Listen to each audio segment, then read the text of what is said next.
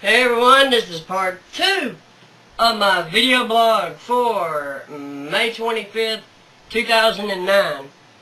I know initially I said I was going to show you the puppies in this blog entry. However, due to some issues with my stupid audio-video converter, being Windows Movie Player 2.6, when I try to edit my file in a certain way, like when I walk out the door and then walk back in with a puppy, I cut out the blank place because, you know, obviously you're not going to want to sit there and stare at a blank screen for a minute and a half while I go out and get a puppy, come back in with it. So tomorrow, what I'm going to do, since my folks are going to be in Memphis, is I'm going to bring all the puppies in here at once, and then I'll be able to show them to you. I know I intended to do it tonight, and I apologize that I am not going to be able to do it right now, but I will be able to tomorrow, since I will practically just be here by myself while my folks go to Memphis. But, let's see.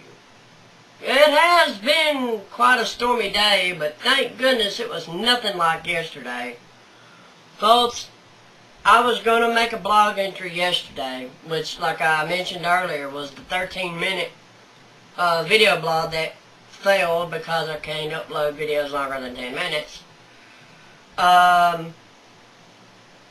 And, you know, to be able to upload files longer than 10 minutes, you got to be a partner and have a bunch of views and all this other good stuff, and that, you know, I'm just here to speak my mind, and whether people want to watch me or not, you know, it's their decision. It doesn't matter to me. But, anyway, what I was mentioned yesterday that, and I was showing a bunch of severe weather, a bunch of tornado warnings, mainly, ironically, that were affecting Lauderdale, Dyer, in Tennessee, the counties in Tennessee, Northeast Mississippi County, and then the entire Missouri Boot Hill, Dunklin and Pemiscot County in Missouri. They kept getting hammered and hammered and hammered by tornado warnings. And spotted tornadoes, tornadoes on the ground, tornadoes doing damage. Flash flooding was another big issue. And then there was another tornado over in, I want to think it's Craighead and Greene County. If I'm wrong, I apologize. I can't remember all the warnings. I would go back through the archive, but I don't feel like doing it right now. But there was another warning that was over in the very western part of the county warning area for Memphis. So, yeah, mostly everybody from basically Kennett, Missouri to Ripley, Tennessee were, and even points southeastward, were getting hammered by severe weather yesterday. It was kind of spooky because when you stop and think about it, this was a tropical low system that produced all of this tornadic weather. In Memphis' county warning area, if I remember correctly, according to the storm spotters and the storm reports, there were 5 tornadoes. Now, whether or not some of these were the same tornado being spotted by people or not, I don't know. At this point in time, I assume there was 5 separate tornadoes. It may be just 2 or 3. But there were 9, I believe, 9 tornado warnings. If there was 5 tornadoes in 9 warnings, then the risk of a tornado being in a warning at any time would be almost 56%, which is high. you stop and think.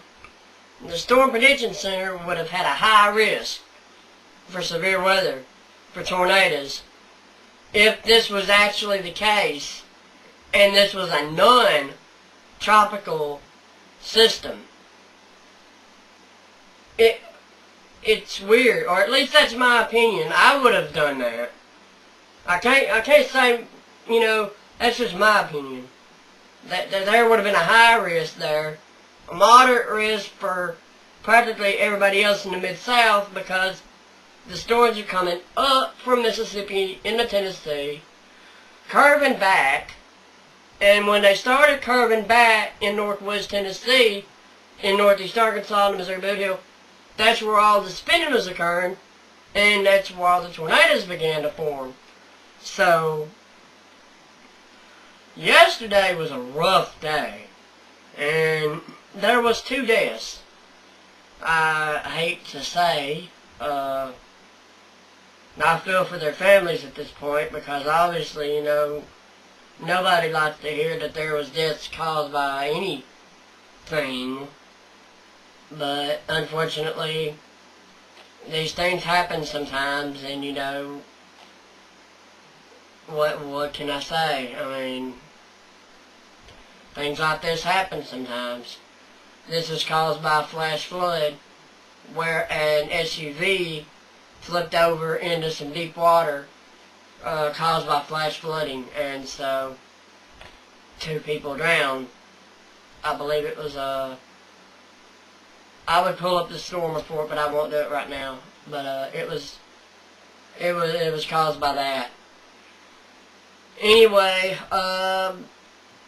since I will be here alone tomorrow, I will be able to get the puppy video in, and I promise I will do that. If nothing else, I may even try to get another sea monkey build out tomorrow. It depends on the weather at this point.